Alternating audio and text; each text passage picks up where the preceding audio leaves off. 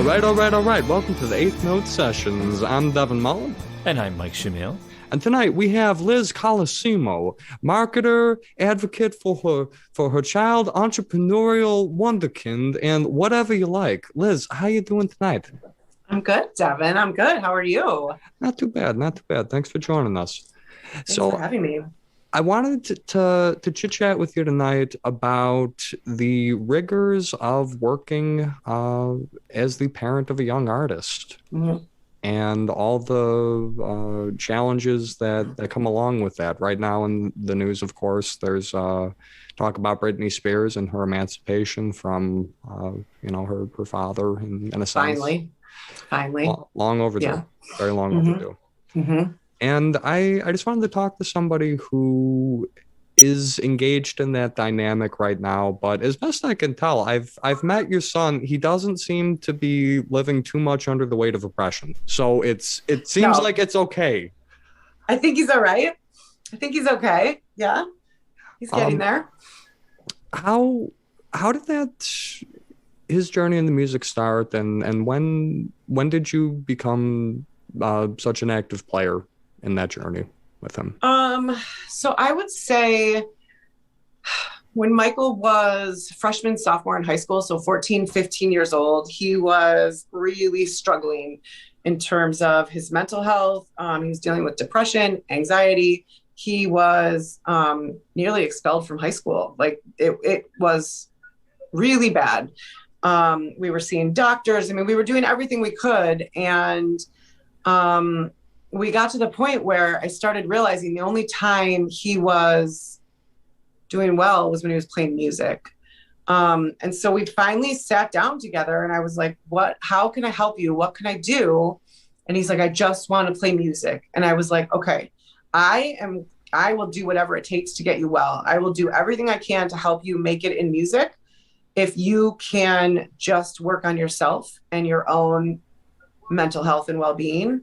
And so we kind of made this pact that we were going to work together. To me, it was just, I need my son to be okay, right? I mean, this is my child, and it's difficult as a parent to watch your children go through anything painful.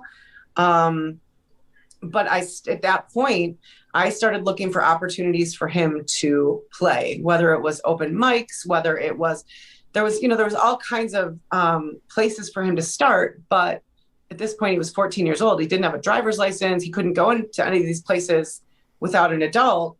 So I sort of started stepping in for him, and I would reach out to the people that ran the open mics. I think Julian Bergio was one. Trevor was one.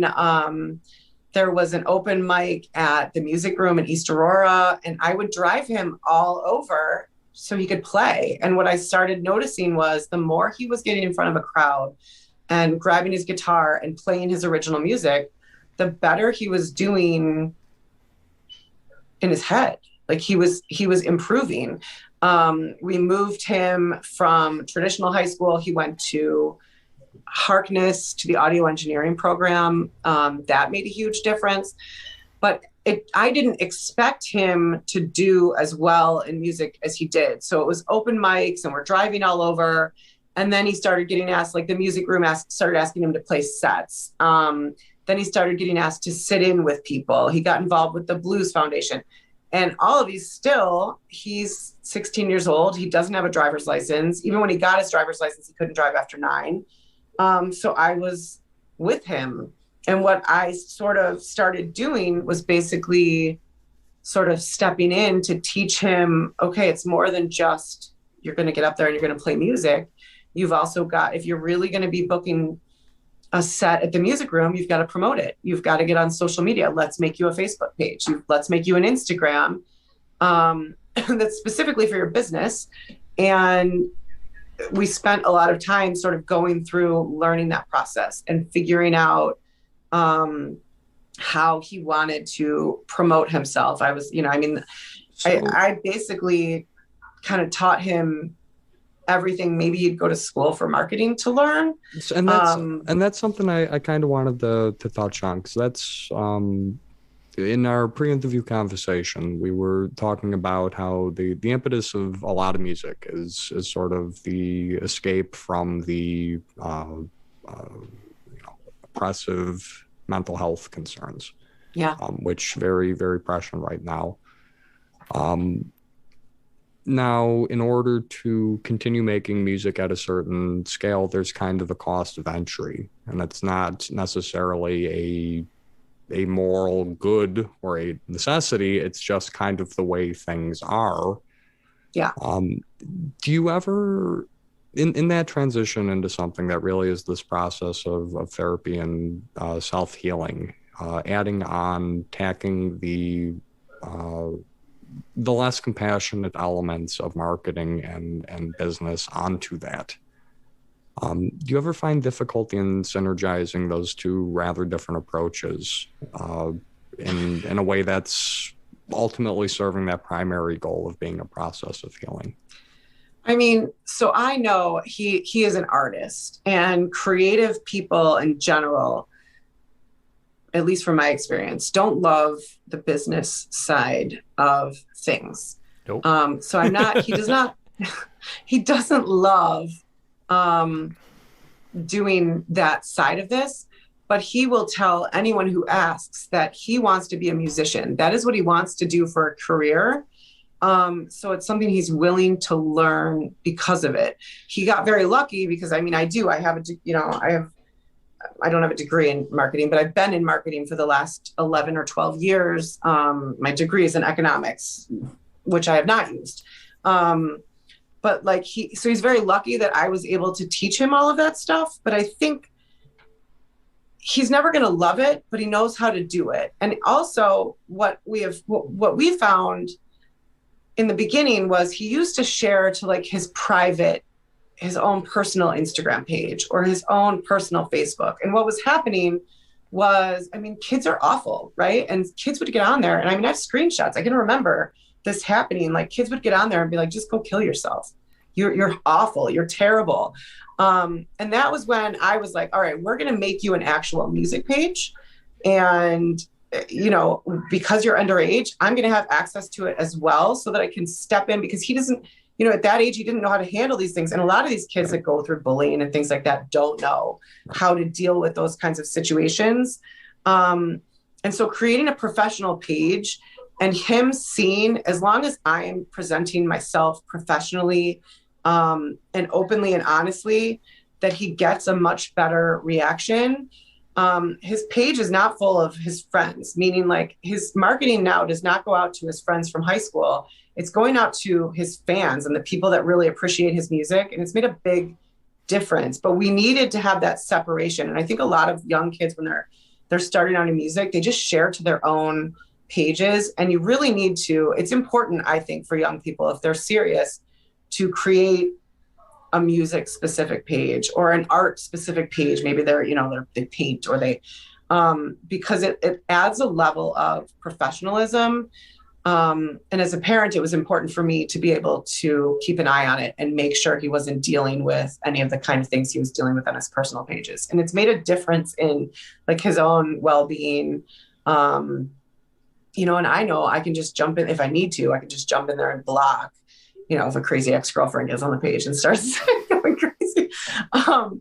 But he does not love that side of it. He knows it's a necessity. He's not, he's a writer. He writes music. He writes 3 or 4 songs at night sometimes. But if you ask him to sit down and write an essay, he can't. So a lot of times he will speak his posts to the voice recorder on his phone. And then I will go in there and edit it for grammar and punctuation just to make sure it looks professional. Eventually I'm not going to do that for him, but I think it's important for him to have an authentic voice. I think if you're really going to touch people and you're really going to get people behind you, you need to be authentic. And that is one thing that he has done a really great job with in his own way. Is that something that you ever stress about, though, that eventual sort of baby bird leaving the nest kind of thing? Of course. Yeah. Someday, I don't think there's parents out there that don't. Yours. Yeah, no, I think that's a tale as old as time. I don't think there's any parent that doesn't worry. I know that time is coming rather soon. And he's 18 now, right? He's 18. He is. He turned 18 during a pandemic, and so it's like really hard to like go out and get an apartment with your friends and like go like, oh, I want to go live the life in Nashville. Well, there's nothing to do, right? So he's kind of stuck at home right now, which I'm grateful for. But I do imagine it won't be too long before he's out on his own. And I worry. I mean, is he going to do his laundry right? Can he actually do the dishes? Like those kinds of things? Probably not at first. It'll take some time. If my memory serves, probably not. 18-year-old boys' apartments, they're not pretty. So I'm keeping my expectations low. It's a hot My first apartment, I didn't know why it was important to have furniture. I had a computer desk and I had a wall of guitars and instruments and amps. But when I had people over, they sat on like the two bar stools I had. And it wasn't until I started dating that a girl kind of pointed out to me, it'd be nice. I'd spend more time over at your place if we could sit on like a couch instead of at your computer desk and the bar stools. Oh my God. It's true. But you got to go through those stages, And, yeah, you do. You do. As it sounds like you're really giving him a lot to start off with, though. I definitely. I hope so. A lot of people. When I got into music, I was about his age, and I was starting to perform, and our drummer's dad, he would just kind of shepherded us for a couple of years. And then after that, he's like, all right, you guys are going to take over booking. Here's the passwords for all this stuff. Here's like everything I helped you with. You're on your own. He still allowed us to, practice in his basement for a few more years.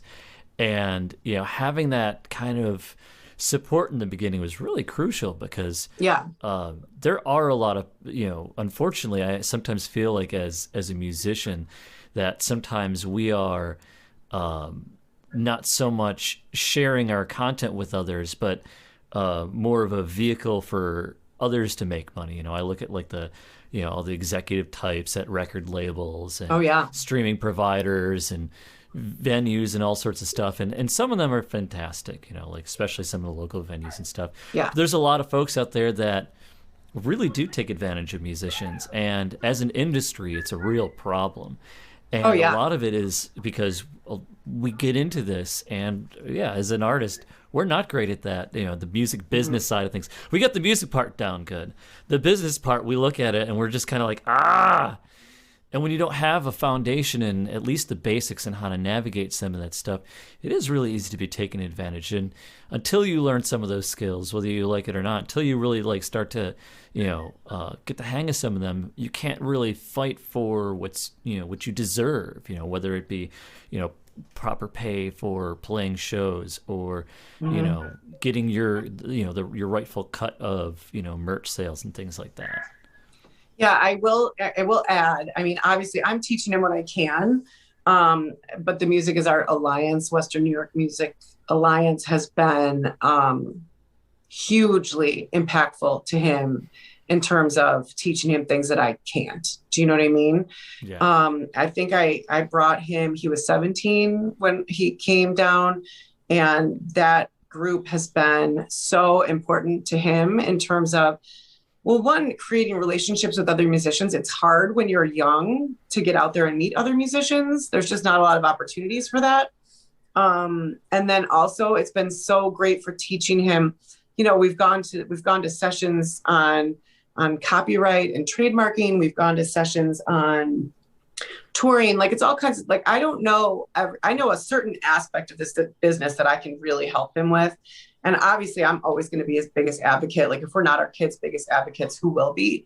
But the Alliance has really been integral in pounding in some of the important business side aspects of it that he and I didn't realize mattered. And that's been really awesome. And if there's any parents out there with kids who are interested in music, please look up the Alliance, because it is really an incredible group. And I mean, just so welcoming, you know what I mean? Michael's not a real popular kid. Like he really doesn't have a ton of friends.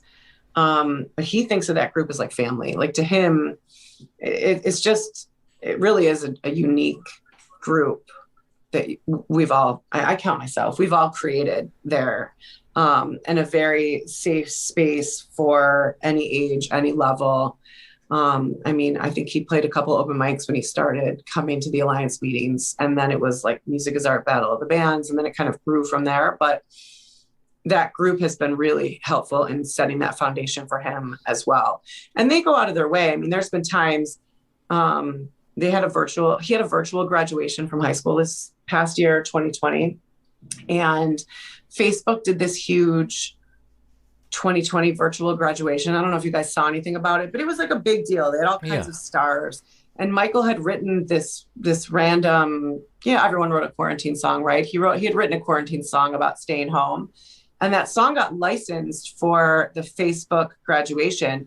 And I reached out to some of our friends from the Alliance, and they actually got us in touch with an attorney who read through that contract, that license before he signed it.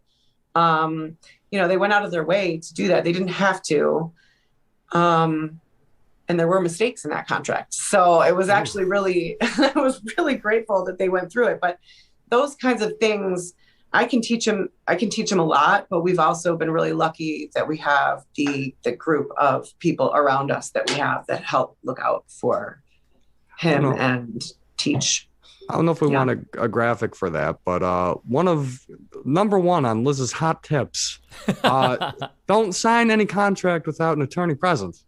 Never sign anything without an attorney looking at it first, ever. Yes, that is my number one. That is the first thing I think we've started pounding into him. And he was only playing open mics. And my husband and I were like, if anyone gives you anything to sign, you do not sign it ever. Like, that is our big, that's Liz's hot tip, number one. I might have more. We'll see. Never know. We'll see if they come up. So something else we were talking about in our pre-interview, just to shift gears a bit, is the overall prevalence of mental health in the music community. It's to the degree where I can't imagine too many viewers at home don't know about this, but we have things like the 27 Club, which is a collection of very influential, famous artists who have passed away due to varying causes at the age of 27. It's this tricky thing where initially music does start out as an escape from from that low place, but the journey to it can sometimes really spiral into places that it really was never supposed to, and come crashing down kind of. Do you think too that engaging with the Music Industry Alliance and stuff like that, I would hope too that beyond the business acumen and everything, that Mike is getting a sense of community, that if he does fall, at the least there's going to be people around to help him back up or catch him and all that. Absolutely. Because it's a tricky thing where I was and this is tangential, but I was talking about in a group chat yesterday for one of our post-APOC shows about sort of the commodification of mental illness, of just illness in general, sort of turning it away from being this, raising awareness about it, turning that into practical action, more into just an engine for making a life for yourself. And the difference between the two, and how the latter is not so good. Do you ever worry that, in dealing with this healing process, that the demands of the market right now, which are to stand out in a unique and authentic way, to tell your story, do you feel that sometimes artists get too trapped in that story to the point where it becomes untenable to start a new one or to engage in a process of transformation out of it? Because I'm sure that there's artists that do, right? But I think part of being authentic is being authentic. And not everyone feels comfortable talking about mental illness and their own mental health. But if you do, and Michael does typically feel pretty comfortable talking about it, I think it's beneficial, because you're not, Matthew, I'm doing an interview. Working at home. I let me catch my train of thought. So I do believe that to be authentic, you have to be authentic. That's important. Um, in Michael's case, he very openly talks about his mental health and the things he deals with depression. He also, weaves that in with my depression is what helps me write music. And when I'm at my worst is typically when I write my best music. He'll still tell anyone that, and it's true. Do I feel like that's trapped him? No. Do I see people commodify it? Potentially. But I think the more authentic you are, the more people you're going to truly reach, not commercially. Do you know what I mean? I do know what you mean. And just to clarify, because I understand this is in the frame of Mike. I'm not saying him in particular because he's he's just recently 18, so obviously he's got a long way to grow and go. He's still fresh and innocent compared to us crusty old men. He is. I know. I suppose what I'm saying is this idea of authenticity, do you think very often tied to things like for example, I have major depression. The mood disorder, fully diagnosed. Yeah. It's not just a thing I say. If my sense of authenticity is tied to the fact that I'm always depressed and I always write my best music when I'm depressed, and I'm 28, so I'm in a different life context, so I say a different way to approach it. I would think that might not be sustainable long term, so my question is, do you think the depressive disorder is long term? It is. So why would it not be sustainable long? Like, you don't think people want to listen long term? Or no, I think I just wonder if you're saying to yourself, I am at my most authentic when I'm at my most depressed. If that is in a way, and I'm not saying this for your son. I'm just saying writ large over the course of one's life, over decades. Yeah. Do you think that's kind of like an unhealthy romanticization of mental illness as an engine of creativity? That instead of using I would say it's more motivating, right? Because when you're at your worst, it's hard to get out of bed. It's hard to take a shower. You want to sleep and sit in the dark. And if you can at least place it in your head that, all right, I'm at my worst right now, but I know I'm about to write something amazing. Maybe even if that pulls you a tiny bit out of what you're dealing with, that's a positive, right? And so if you reframe that to realize that I know when I'm at my worst that I'm capable of doing better and I'm capable of doing something good, that could potentially bring you out of it. Can I give you an example from American Idol? Sure. And I don't want to go too much into detail, except I will say, Michael was flown out by Idol to California this year. He auditioned for the judges. He got the golden ticket from the celebrity judges. And like 48 hours before he was leaving for Hollywood Week to fly back out, the network psychologist had an attorney reach out and tell Michael that he had not passed the mental health risk assessment. When Michael and I called the doctor to find out what was going on, and he was very open and honest with this doctor about his depression and, his diagnosis and the medication. And this doctor, very similar to what you just said, was like, listen, we have an issue in the music industry, especially with mental health. And I'm not sure that you are prepared in your own head for the celebrity and fame that is going to come along with American Idol right this second. I need Matthew. Sorry.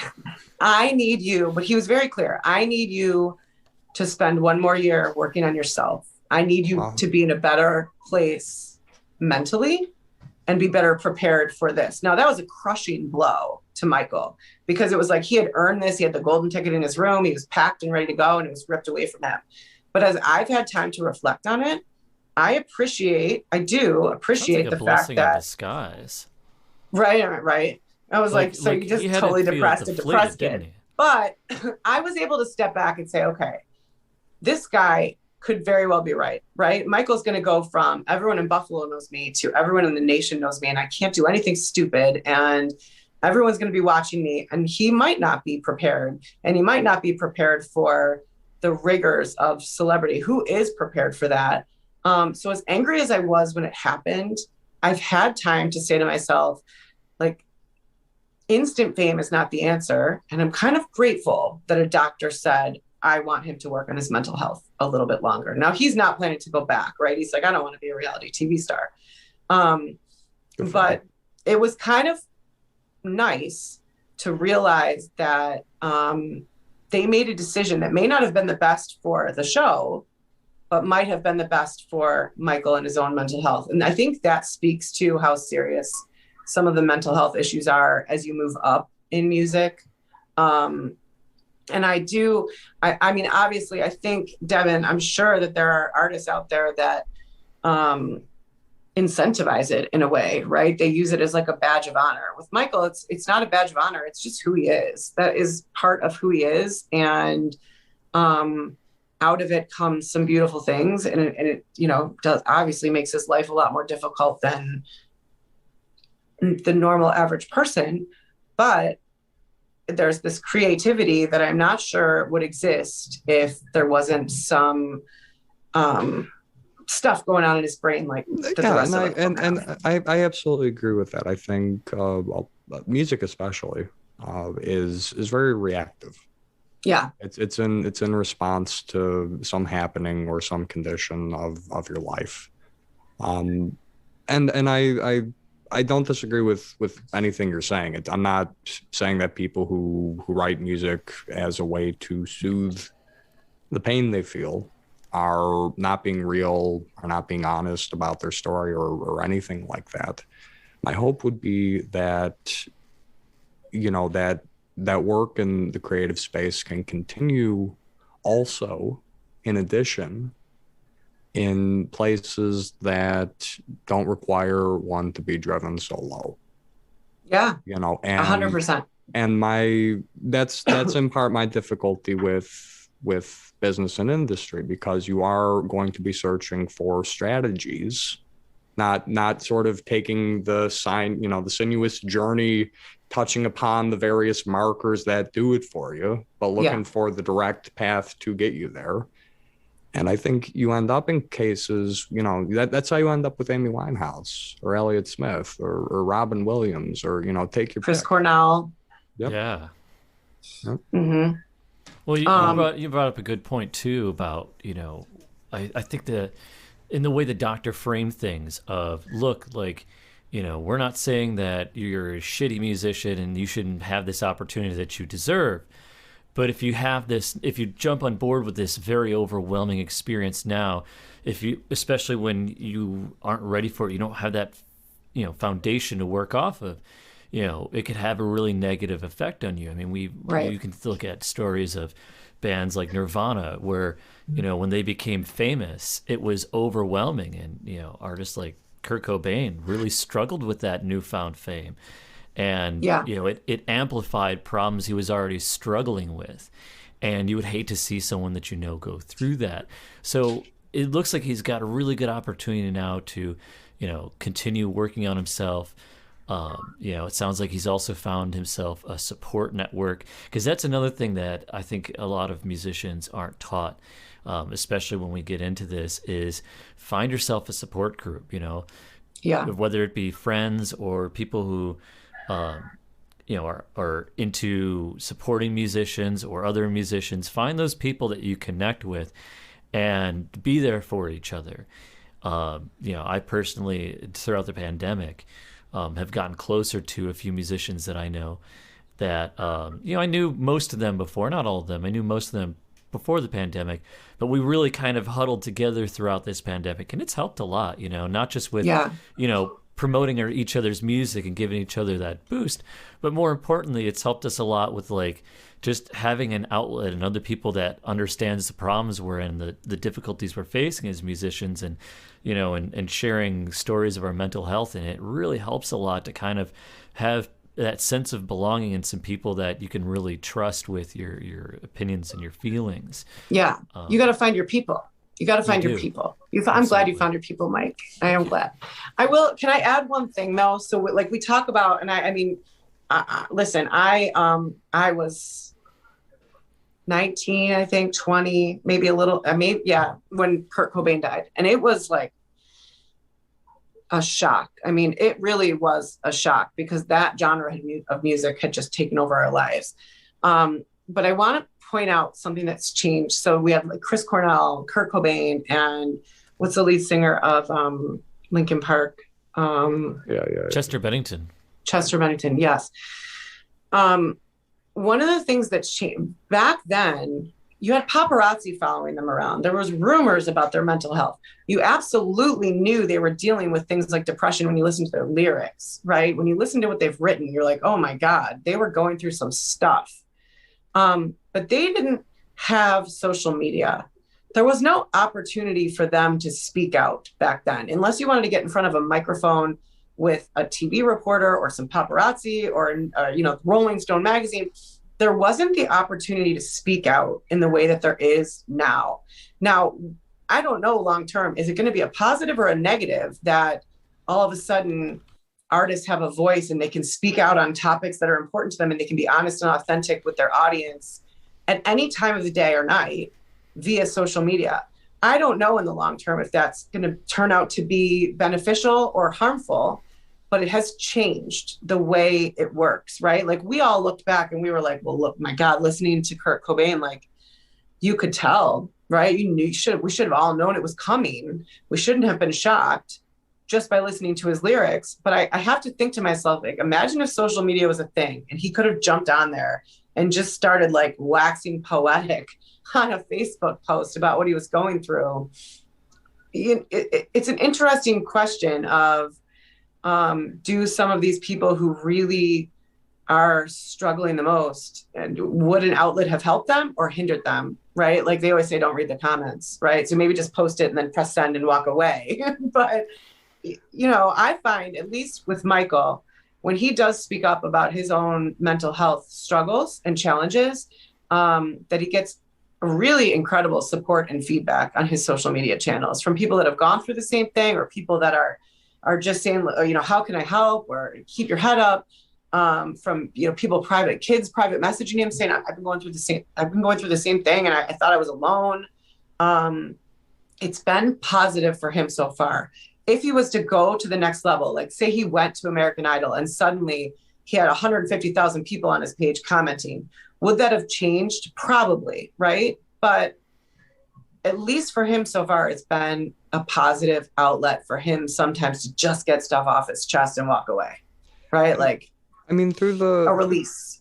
Through the lens of, as a marketing tool, social media, of course, is majorly useful because just the sheer amount of people you can encounter and share your story with, and the ways you can tell stories. I mean, you really, it's very easy to make a photographic or video, journal of your life and share that with people.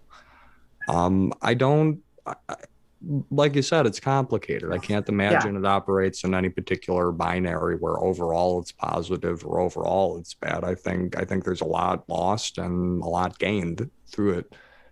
I can't imagine that people who felt the kind of social anxiety that Kurt Cobain did, or the sort of more comfort in not being in the spotlight. I can't imagine that kind of environment would be good for them.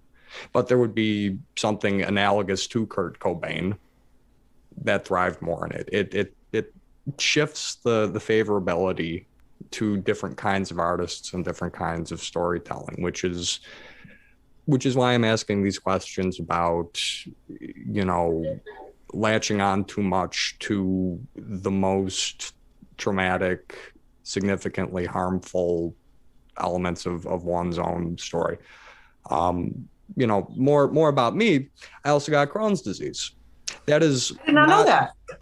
Yeah, exactly. It's not in an iota of my marketing because it's not. Is it in any of your songs? No. Why would it be? Just thought I'd ask. I thought I'd check. No, it's a GI illness. Why would I be singing about it? I don't know. That's what I'm saying. Not everything is supposed to be. I believe I couldn't deal with every aspect of my life being commodified. Now, there are artists who are empowered by that, and more power to them, because if things were different, they might not have recourse at all.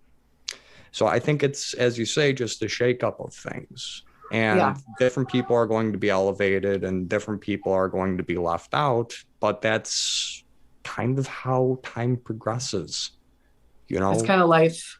Yeah. No one gets, or not everyone gets anything sometimes. Yeah. Well, and then to further that point, I mean, even especially too with social media, it's a constantly changing game. I mean, the algorithms change, the requirements. I mean, what worked on Instagram when it came out versus the way it works now, it doesn't. It's such a moving target. It's hard to keep up with, and it's there are moments where you're like, wow, like I have all these followers and things. And you can share so much with them so easy. And then like the next morning you wake up and they've changed something. And now suddenly like you still have all those followers, but only this many can, actually see what you're posting unless enough of them like it, then it gets bumped up to shown with more people. And, and that may be the way it works for now. And, in a couple of days, they might change their mind and say, we're going to throw that idea out and change it for something else. So it's kind of a balancing act, because you want to continue to take advantage of the benefits of social media, but it's ultimately going to have a lot of pitfalls along the way as well. Oh yeah. Yeah. I part of why I think I love marketing is because it's constantly changing. And so it's never this, like I'd go to work and it was never the same day. You know what I mean? Day in and day out, because you're basically figuring out, okay, what's changed? What's the new algorithm? What do we need to do? Do we need to boost? It was just like, it's a constant. I enjoyed that. Like I'm not the type of person who could just go to work every day and do the same thing day in and day out. Like I love marketing because it's always changing. From an independent standpoint, it's difficult to keep up with. It really, really is. And I find it fascinating trying to sort of figure out the algorithm. You know what I mean? That's like a hobby of mine, is to just, let me see if I can figure out the algorithm and how many shares does this need to show Facebook. There's enough activity that they're going to show it to more than 10% of your followers. You know what I mean? I really enjoy it, but it's tough to keep up with. It's very difficult. And Google's worse. You know what I mean? Like the Google algorithm is even worse. Michael's newest venture is Twitch, which I know you do too, Mike. Yep. And I mean, in terms of like reach and monetizing your music as a musician, that is 100% the best thing he has done. I don't know if like gigs are back up and they're playing every week, if he's going to continue it. But right now, I mean, he had so many donations coming in from Twitch that PayPal shut his account off.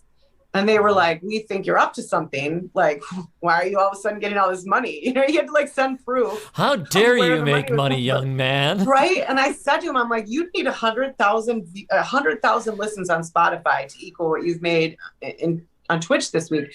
Right. So I love and it's still, at least for music, it's still kind of a new platform. So yeah, because it was traditionally gaming, and it's right.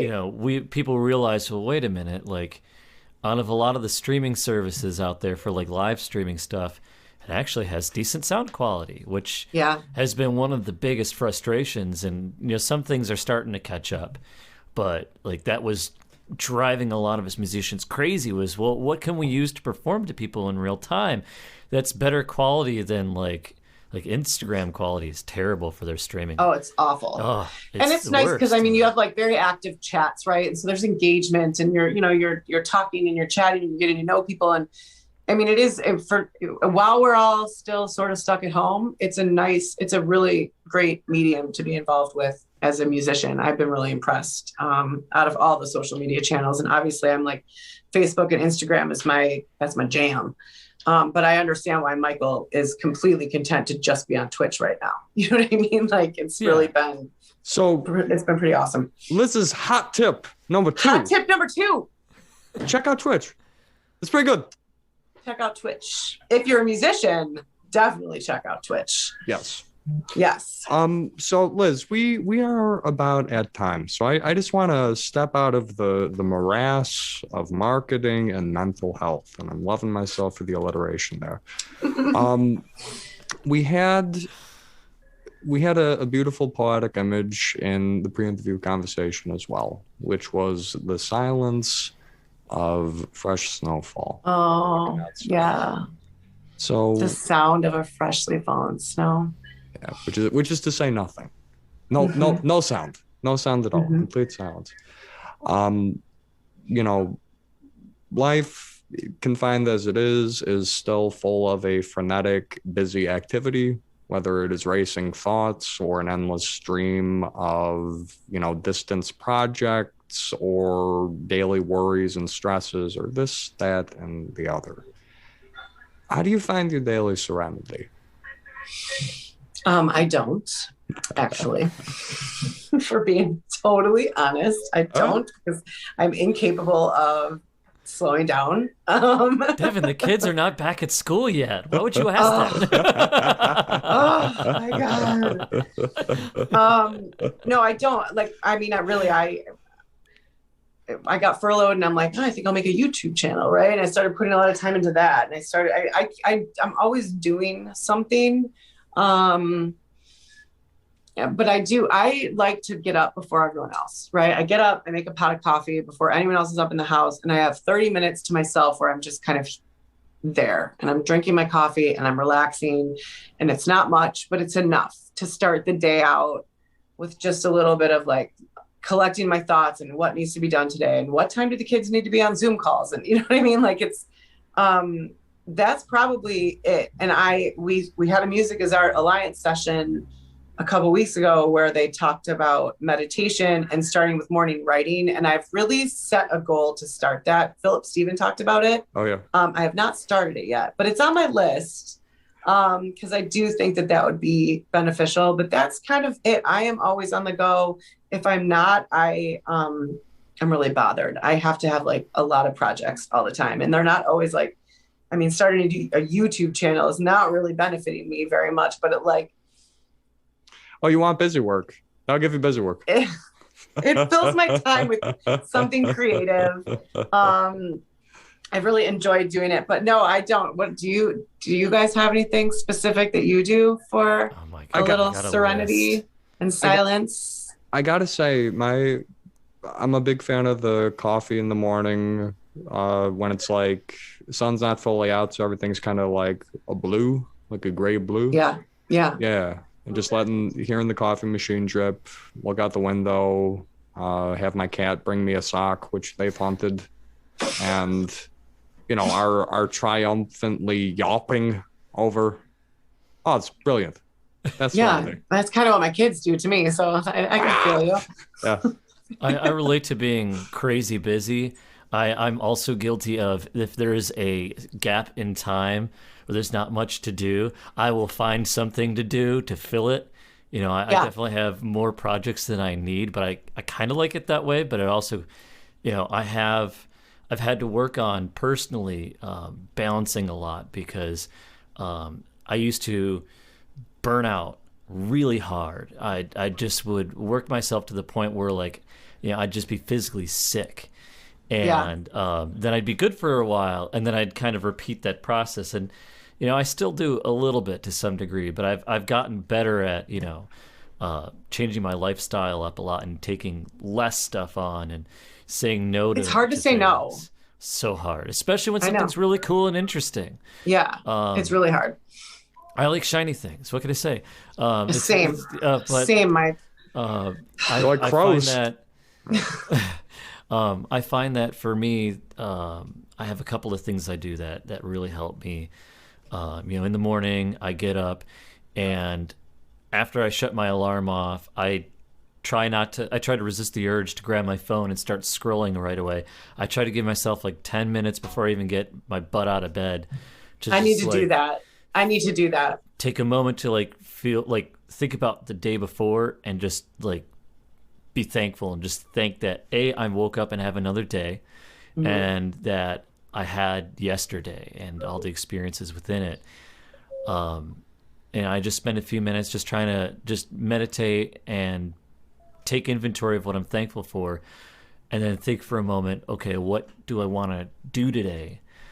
And then I also, in between stuff, I am really good at shoehorning in little bits of time in between projects. Or like if I'm on my way somewhere, sometimes I'll take a few minutes to like, oh, that park looks really cool. I'm going to pull over and just take like 5 minutes to just leave my phone in my pocket or in the car and walk for a few minutes and catch some fresh air, or pull up my camera and do some photography, or go get coffee on my lunch break and like write, even if it's not lyrics, just write whatever is rattling around my head. And squeezing those things in between stuff helps a lot too, because it gives me a chance to like stop and breathe and bring my anxiety from like up here down to like at least here. I love that, Mike. I seriously love that. Like, I'm wondering if you could just like text me a couple times a day and be like, hey, Liz, go take 5 minutes for yourself, please, right now. Just do it, because it's awesome. One thing we do, and it's not daily, but one thing we do try to do, we go camping a lot. Not a lot, like a few times a year, but we'll go up to like Allegheny where there's zero service. And it takes me a few days to like disconnect. Like I'm like grabbing my phone and checking. I'm like, maybe I have service now. I don't, right? It takes a few days. But like once I'm disconnected, it is a really beautiful feeling to realize like no one can reach me right now. I can't check any updates. Everything's going to be fine. It'll still be there when I get back. And I think that's really important too, for like just your own, like your soul to like disconnect every now and then. And for us, like being in our family, at least for being like just being out in nature is very rejuvenating. Right. So we do that. And we do try to go to places with no service whatsoever, which is always terrifying for the first 48 hours. And then I accept and embrace, right? But I have to get through the first 48 hours of what if I'm missing some, fear of missing out, right? If there's an important text or something. How are my channel's analytics doing? I don't know. What I found has been working great for me is just turning my phone off, leaving it at home, closing my eyes, and just walking. Just walking through the park, with my eyes closed. And I know nothing's out there. Nothing can hurt me. I'm completely safe in my little world of darkness. It's great. Are you really walking through the park with your eyes closed? Oh yeah, 100%. I'm totally not doing a bit. So folks, on that happier note, find your daily serenity. This is hot tip number 3. Even if it's just drinking your coffee and enjoying the half hour you got. Sometimes that can be enough. Yeah. I'm sorry this was depressing, you guys. I didn't mean for it to be. No, not at all. It's not depressing. I don't know. It's a lot of good stuff to think about. I'm looking forward to tomorrow morning. I'm taking this little golden retriever puppy. I'm sitting for a walk. That'll be nice. Oh. Mm-hmm. That's the secret. Right? The dog leads him through the park. Yeah, that's the secret. Oh, Michael just got home. All right. And on that note, I think we are at time. Liz, thank you so much for joining us tonight. Thanks for having me, guys. Thank you. I'm Devin Mullen. I'm Mike Shamil. And this has been the Eighth Note Sessions. Catch you next time. Here's an excerpt from Mike DeLano's song, Release Yourself. You can find his music at michaeldelanomusic.com. That's Michael, DELANO, music.com. And I can't change being what you wanted me to be. Somebody told me when I was young I would be free. They're gone. Oh, release yourself.